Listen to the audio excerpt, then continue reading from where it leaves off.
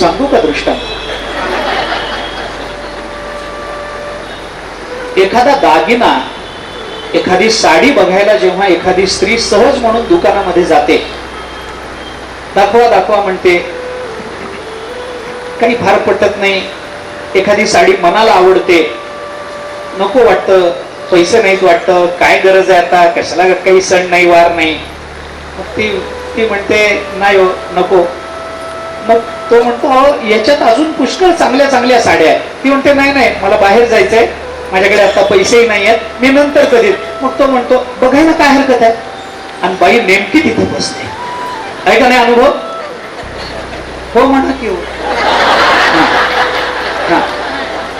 आहे की नाही अनुभव?